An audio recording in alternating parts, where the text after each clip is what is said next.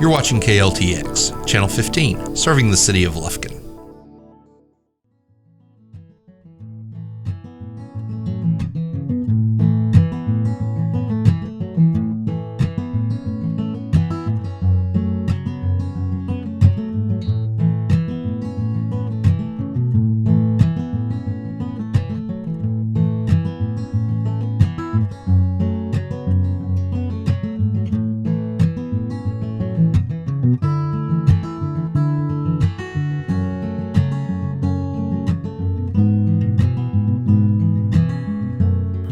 Hello everyone, welcome to Forest Country Gardening. My name is Elaine Cameron and I'm an Angelina County Master Gardener. We're here at Master Gardener Shirley Reynolds' home to talk about color for the Christmas holidays. Welcome to Forest Country Gardening, Shirley. I am so glad to have you come today to my home. I understand you have some beautiful camellias. I do. Let's go out back and take a look. Okay, let's do it. Well, Shirley, we're here at your camellia bed and they are absolutely gorgeous. Can you tell us what kind these are? Well, these are the Sansanqua, and this is a Shishigashira. And they have, if you can see, the little double hot pink bloom on here. They're not quite in bloom yet because it's a little bit early. But you can see they're covered with buds, so probably in about a week or 10 days, it's going to be stunning. Yes, they'll be solid pink all the way down. They are absolutely gorgeous. And this variety, Sasanquas, bloom typically October to December, isn't that correct? That's correct. So they're a fall bloomer, which is perfect for the holidays. And do you ever use them for your table? I do. I love to take these and cut them and put a little ribbon around them and maybe put a little bit of a little herb or something with them and put them on a plate or maybe in a bowl or in a little small vase. They're just really pretty. So you have something pretty all winter long. Now the Sasanquas bloom in the fall and they're typically a shrub and shorter. The other variety of camellia people might know about would be the japonica, which is more like a tree, gets larger, and it blooms from December, I think, through spring. Right. So if you got some Sasanquas and some japonicas, you could have camellias for 5 months out of the year. Yes. What flower can do that? Isn't that amazing? Oh, they're beautiful too. They're really pretty. And it's been said they have everything the rose has except for the fragrance. Isn't that true? Yeah. They're so cute. Now, how long have they been in this bed? These we planted when we built our house. So they've been here about 8 years. And we had the builder grade dirt when the house was built. And we came in and built these beds, and we did 2 parts regrind pine bark mulch with 2 parts of sand to provide good drainage and 1 part of mushroom compost. And they absolutely, as you can see, they're doing really well. They really like that combination. Wow, and your soil is basically clay, is that right? Yes, yes. So by doing that, you raised it up and you provided them with nutrients, but also good drainage. Right. Yeah, perfect. So it is possible. You don't have to worry about the type of soil you have. You can always amend an area. That's right. To make the good home for the plants. And you can see the leaves are glossy. They have just a little bit of a serrated edge. So they're evergreen. They keep their leaves all year round. They make a perfect foundation planting. They're really pretty. Do they take much water? You know, they do pretty good with the rainfall we have. Now in the summer I'll come in when we have a little bit less moisture. I'll come in and water them, but I try to keep them with lots of bark mulch on them to retain the moisture. Right. Come in with a little bit of pine and put down and to keep the evaporation from happening.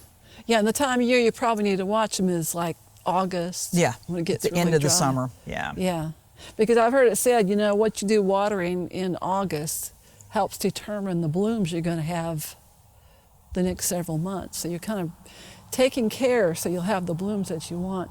Do they take, what kind of feed, what do you feed them with? I use a camellia azalea feed that's a little bit higher acid. They like the acidic in the soil. Right, right. And I do that in the spring.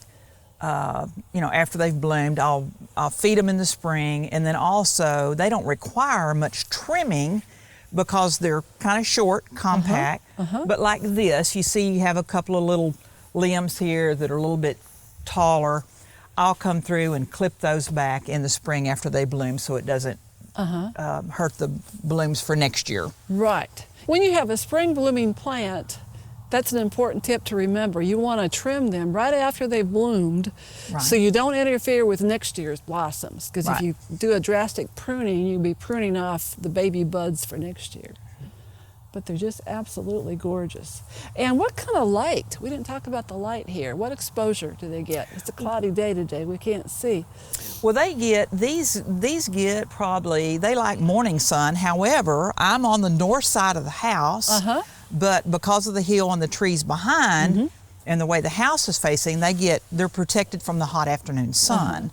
So they need sun to bloom, but they don't do well with direct afternoon sun. Right. So they need a little bit of shade in the afternoon. They really prefer shade. Yeah. And with the cold weather we had last night, the blossoms, you covered them lightly. Yes, yes. Yeah.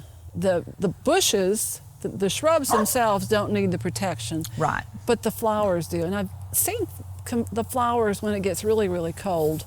They'll shatter, they turn kind of a bluish purple, and they disintegrate. Just fall apart. Yeah. So if you want to keep your blossoms going, it's good to protect when we have these freezes. They'd probably take a little frost, but last night we had a freeze. So anyway, they're really, really pretty. So Shirley, this is your newest camellia bed. Tell us about this. Yes, we've put this in about a year ago, and these were the same camellias that we had on the other side. They're the Sansanqua. They're about a year old. They were 1 gallon pots. They're pretty slow growing, so in about 7-8 years these should be about the same as the others that we saw. Right. So this gives folks an idea of what to expect when you put them in. That bed over there is 7 years old, well established, and these are just beginning. And you said they're kind of slow growers? Yes, they take a while to get established. Slow. And you can see the bark and how they've amended the soil here, which makes it lovely accent to your patio along with your fire pit over here. They should be beautiful in the fall and winter when you sit out here and with your fire. Very nice. Well, it's holiday time, and interestingly, one of Shirley's hobbies is decorating. And she and her friends usually decorate for our Master Gardener events and loves to make pretty things. So today we're going to talk about the things you can gather from your yard to decorate your home, to have a simple Christmas. And people can save a lot of money by using the natural things around. So notice the swags that Shirley has done here for her patio. Tell us about them. Well, yesterday afternoon I went out, and we have some pine trees on our property here, and took some little clippers and cut me some pine and wired it together at the top, and had some yopon. The yopon has some little red berries on it, if you can see those or not, and then put some little pine cones on there and a little bit of ribbon, and didn't take long and had hardly any expense in that at all. Right, and it's great for folks at Christmas when there's so many things to spend money on that if they can save money on decorations, keep it simple and natural, and people really enjoy, I think, the natural things. Yeah. They really do. And when you trim from a tree, I think there's some things to remember. You can use things from your yard, some of your shrubs, but people need to remember to use good pruning techniques, right? Right. You want to prune up against the branch.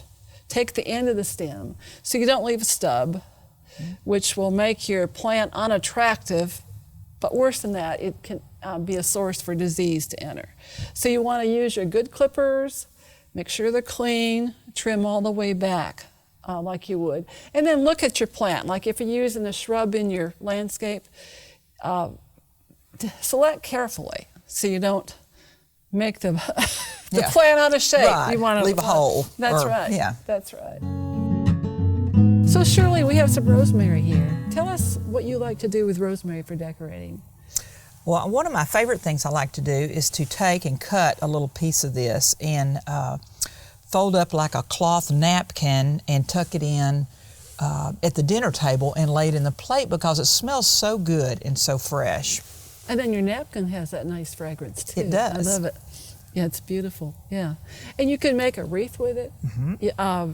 And for people to make wreaths, they have metal wreath forms, easily available at most stores, quite inexpensive. And I think the easiest way is to gather your greens, tie them into bunches with some wire, and then put the bunches on the frame. In a group. Yeah. Pretty simple, pretty simple. But rosemary would either make a pretty wreath or you could just add it to other greens.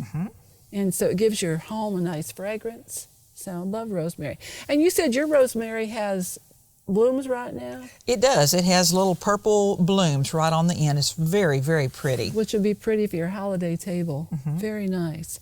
Okay, I also have some holly here. We have American holly.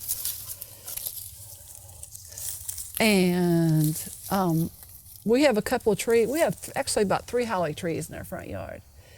And they're the native holly.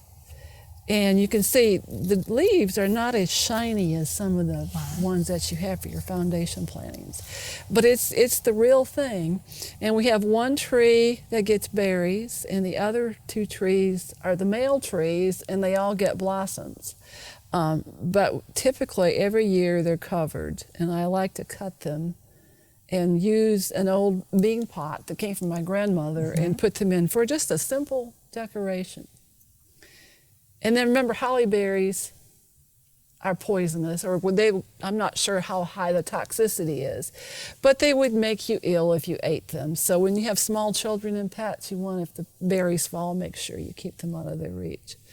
So anyway, that's something I'm sure you could find something to do with, right? Oh, this would be beautiful to do a garland like up over a doorway, get you some wire and string and wire it on. That would be beautiful. And being the holly, it'll stay green and fresh for quite a while. Right. It'll be really pretty. Right. So, and again, when you trim your tree, make sure you go to the end. Pick things in the morning and get them in a bucket of water until you're ready to put them together. Keep them in a bucket where it's cool, and then bring them in and work with them. So that's holly.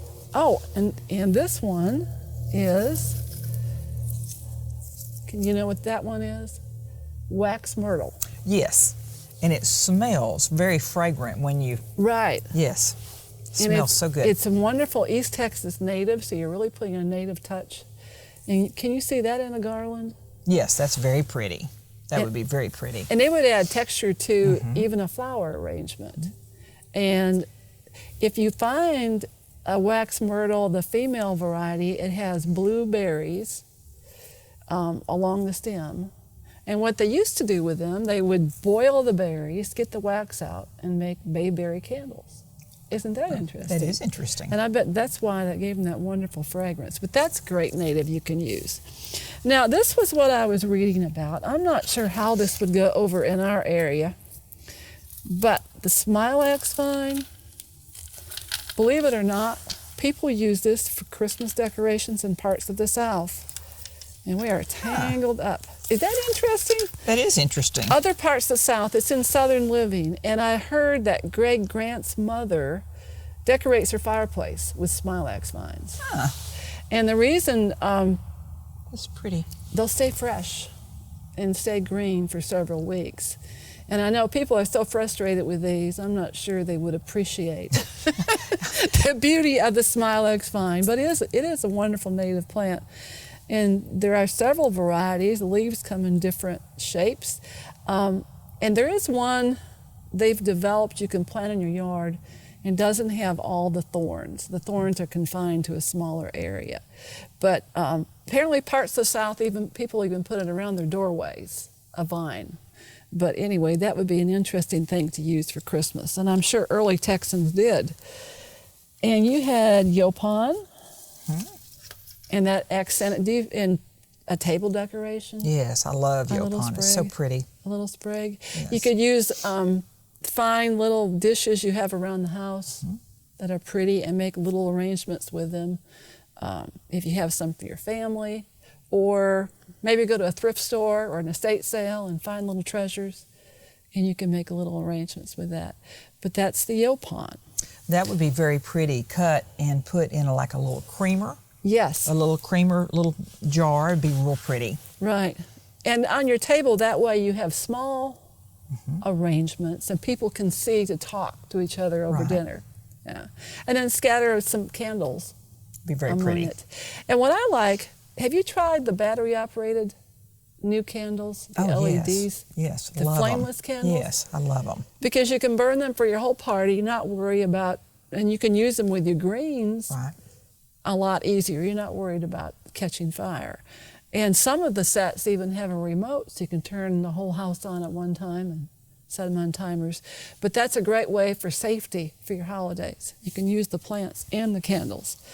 And of course the pine, we use pine, and we have a lot of it in different types, but it's what we are here in East Texas. So great to use pine. You can put swags, wreaths, add them to an arrangement, get flowers at the grocery store, and add a few sprigs of pine, and you would make a nice Christmas arrangement. On my pine too, I'll take scissors and trim it.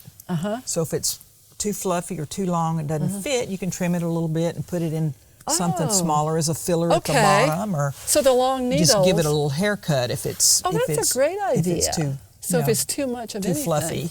Yeah. Too much. Yeah, that's a great idea.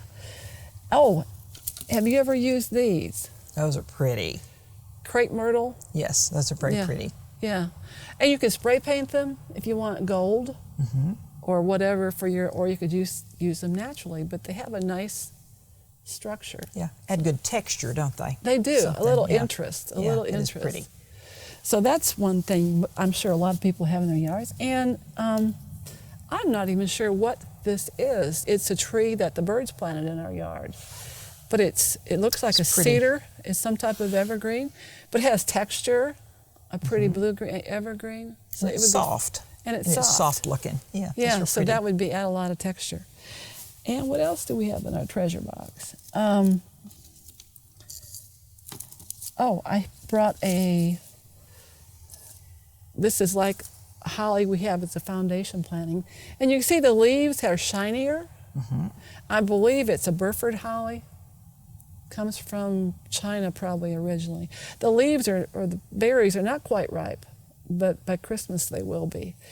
But it adds nice texture. And that's a real pretty color green too. It's real dark. It's a deep green. It's real pretty. Yeah. So that would be even good on your napkins. It would be pretty. On the table or a place card or something like that. And I think we have a couple more things. Oh, the strawberry bush. Isn't that pretty? That is pretty. The little seed, it's called the strawberry bush because of this little seed pod that develops in the fall. But that would be an accent in texture, and it's interesting looking. It is pretty, very pretty. So clip those for decorating. And the last thing, there's a couple things down here. Ardesia. It's a ground cover, and I love those leaves. Have you ever... Are you familiar with that? I am not, and that is very, very pretty. It's a low-growing ground cover you can use under your shrubs. Reminds me of old-fashioned corsages. The two little berries look artificial, but they're not, in like the old-fashioned cloth leaves. Yes, that's very pretty. They look silk. Yes, yes. Like a silk, yeah. So you could use that in a lot of ways. Add it to a bouquet, add it to table decorations, and this one is the anise bush, which is a native. It's evergreen, and the leaves have a smell of anise when you crush them to add to whatever. It's pretty how it's turned, just a little bit just there. Adds a little bit of color. Yeah, it's real pretty. So you could use it for Thanksgiving or Christmas. Very pretty. So there's lots of things in your yard to use, and just add a little color to your house. And if you don't have what you want in your yard this year, then think about it when you do your plantings in the spring to add things that you could use to decorate with. So, oh, and poinsettias. Everybody gets poinsettias. And you know how they come in those sleeves? I know a lot of folks don't understand. You need to take that sleeve, either take it off so when you water it, or punch holes in it so it'll drain. And I think that's probably what happens to people. You get that beautiful poinsettia from the store. Remember to water it, but don't overwater it. You ever stick your finger in there to see if they're dry? If you get down to your knuckle and they're dry, then I take mine into the kitchen and use a dish pan and water them until it runs out, and then drain them real well, and you can put them back. And then take them out of their sleeve when you do that, and make sure you put them on a place that they can drain and something under them to protect your furniture. Now, I've heard of people using ice cubes to water their poinsettias. Is that good or not? That's a great idea, because then you wouldn't overwater. Right, that's a great idea. And you could water in place without having, if you have a lot. That's a good idea. That's great. And then you want to keep them out of the drafts. If you have the heat running, you don't want them to put them in a place where they get the hot air blown on them, and they like a little bit cooler. Now, some people try to rebloom their poinsettias. Have you ever done that? No, I haven't. It sounds like more work than I want to do. Because you have to start in September and regulate their light and shorten their days, and you have to do it every single day. And I don't think I could remember. Oh, yeah. Yeah. Moving them in and out and around. Right. But, you know, it's a great industry here in East Texas. So every year when you're buying your poinsettias, you can just feel good about the fact that you're supporting Texas business, right? Yeah. So Shirley, have you ever seen those little rosemary topiaries that look like Christmas trees? Yes, I think they're very pretty. Aren't they cute? They are. Yeah. I was reading about them the other day, and it was suggested that if you use them and you keep them in the house, you could put them in the garden, but then you probably need to take extra care of it. So if you get one of those rosemaries and you want to put it in your garden, you could keep it in the house, you know, most times, bring it in, and then you could put it outside during the day to get some sun. Otherwise, by the end of the holidays, it's leggy and not as healthy as it could be. So set it outside in the sun in the afternoon and bring it in the evening or when you want to entertain or use it for decorating. But they're really cute, aren't they? They are. I really like those. It would be fun to put them in the garden and try to keep them trimmed into that shape, little rosemaries. And then another plant I saw recently was a Norfolk Island pine. And people buy those for using for little Christmas trees. They often have little red ribbons or ornaments on them. My sister-in-law in Michigan has one, and it is 6 or 7 feet tall. Oh, wow. And they actually have to cut it back from time to time so it can fit in the house. Wow, that's big. But they come from an island off Australia, I believe, and so they're tropical. Make a great house plant. You could set them outside in the summer in a in a shady area if you wanted to, but they really would be a great house plant. Take some humidity, so maybe mist them once a week or something like that. Put them in a spot where they get bright sun, and you can enjoy them all year long. So there's lots of great things to do. Fun things to do for Christmas. Yeah. So folks, this is our 12th episode of Forest Country Gardening, and we would love to hear from you. Let us know what you think about the show. Let us know if there's anything you'd like us to cover, because our goal here is to provide you information so you can have success and enjoy your garden at home. Well, thank you, Shirley, for having us over at your beautiful home today. And this concludes the December edition of Forest Country Gardening. Until next time, this is Elaine Cameron wishing you and yours a Merry Christmas and Happy New Year.